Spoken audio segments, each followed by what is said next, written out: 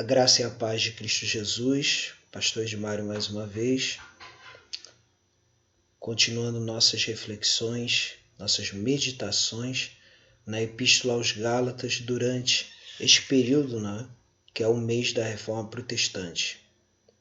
E agora chegamos nas meditações nesta Epístola aos Gálatas, que para o Lutero ele tinha tanta afinidade, intimidade com ela, que ele chamava ela de a sua Catarina. Mas nessa parte agora que nos interessa, a abordagem do apóstolo Paulo começa propriamente dito na parte ética do texto, ou seja, do evangelho na sua praticidade. Ele entra agora nessa parte do evangelho e sua praticidade. Então vamos estar meditando hoje em Gálatas 5, versículos 13, 14 e 15. Diz assim a palavra de Deus. Porque vós, irmãos, fostes chamados à liberdade, porém não useis da liberdade para dar ocasião à carne. Sede antes servos uns dos outros pelo amor. Porque toda a lei se cumpre em um só preceito, a saber, amarás o teu próximo como a ti mesmo. Se vós, porém, vos mordeis e devorais uns aos outros, vede que não sejais mutuamente destruídos. Então quer dizer, uma doutrina da reforma que a gente pode relacionar esse texto é o do sacerdócio universal dos crentes. O que seria essa doutrina? Essa doutrina se resume ao seguinte, em que cada crente deve ser servo um do outro. Cada crente deve ministrar a si mesmo e ministrar principalmente ao seu próximo. Então, eu já preguei diversas vezes em cima desse texto há uns anos atrás e tinha colocado como núcleo desse texto o amor ao próximo. E só quero aqui resumir assim a minha abordagem nesse texto acerca de três coisas importantes, três elementos muito importantes. O primeiro deles é a seguinte, a questão da liberdade em Cristo Jesus. Jesus, quando ele se dirigiu aos seus discípulos no Evangelho de João e aos demais seus ouvintes, ele disse, e conhecereis a verdade, e a verdade vos libertará. E se o Filho, pois, vos libertar, verdadeiramente sereis livres. Então nós temos aí Evangelho segundo João, capítulo 8. Capítulo 8 do Evangelho segundo João é que vai colocar a ênfase na liberdade cristã. E o que seria essa liberdade cristã? A liberdade cristã seria a liberdade de algo. E que algo seria isso?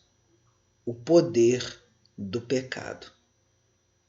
Então, já nesse caso, o poder do pecado e o poder da lei cerimonial, o poder da lei civil, já não fazem parte mais da vida do cristão. A vida do cristão é a liberdade de poder servir a Deus em espírito e em verdade. Esse é o primeiro elemento, o elemento da liberdade, conforme é dito aqui. Porque vós, irmãos, fostes chamados à liberdade. Ou seja, um evento único, mas ao mesmo tempo, esse evento único da libertação do poder do pecado, por outro lado, vai se tornando um processo na medida em que o ser humano, uma vez nascido de novo em Cristo Jesus e uma vez justificado pela graça, acaba o quê? Acaba entrando num processo de libertar-se dos rudimentos do mundo, conforme a gente já viu nos capítulos anteriores. Ou seja, se libertando das obras da carne, que a gente vai ver um pouco mais à frente nas nossas meditações. Segundo elemento importante é o quê?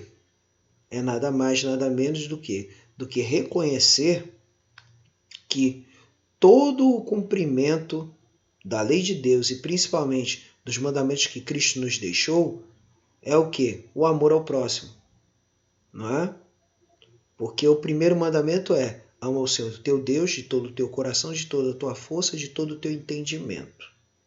E agora, o que está junto? O que faz com que esse amor a Deus, com todo entendimento, com toda a força, se cumpra? Como diz: amarás o teu próximo como a ti mesmo, conforme está em Levítico 19, versículo 18. Jesus deixou esse mandamento bem claro, muito claríssimo para os discípulos. E ainda em outra forma, no Evangelho de João, ele vai dizer: amai-vos uns aos outros, como eu vos amei. Então, para a gente falar desse amor ao próximo, o que há de mais básico nisso, nessa questão do amor ao próximo, é o seguinte: é nada mais, nada menos que o quê? Se eu amo ao meu próximo, eu amo pai e mãe. Se eu amo ao meu próximo, eu não mato, eu não furto, eu não cobiço, eu não digo falso testemunho, eu não adultero. Quer dizer, em tudo eu busco o bem do meu próximo. Não é? Eu busco o bem do meu próximo. E como consequência disso, chegamos ao terceiro elemento. E que terceiro elemento é esse? Sermos servos uns dos outros. Sermos servos uns dos outros. Esse é o terceiro elemento. E aí por quê? Porque o contraste disso é como diz aqui o apóstolo Paulo no versículo 15. Se vós, porém, vos mordeis e devorais uns aos outros, vede que não sejais mutuamente destruídos. Então, o ambiente em que podemos ver a prática do Evangelho é justamente a capacidade de ministrarmos uns aos outros, ou seja, de servirmos uns aos outros, tal como o escravo que é dependente de seu senhor. Então quer dizer, não buscamos o nosso próprio bem, mas antes buscamos o interesse do nosso próximo, conforme está na Epístola aos Filipenses, no capítulo 2, vai dizer assim. Filipenses 2 vai dizer assim: se há, pois, alguma exortação de Cristo, alguma consolação de amor, alguma comunhão do Espírito, se há entranhados afetos e misericórdias, completai a minha alegria de modo que penseis a mesma coisa, tenhais o mesmo amor, sejais unidos de alma, tendo o mesmo sentimento. Nada façais por partidarismo ou vanglória, mas por humildade, considerando cada um os outros superiores a si mesmo. Nada tenha cada um em vista o que é propriamente seu, senão também cada qual o que é dos outros. Filipenses 2, do 1 ao 5. Quer dizer, como diz aqui, nada tenha cada um em vista o que é propriamente seu, senão também cada qual o que é dos outros. Ou seja, a busca do bem do seu próximo é o alvo de servirmos uns aos outros. Que Deus abençoe poderosamente a sua vida e nos encontramos no próximo momento de meditação.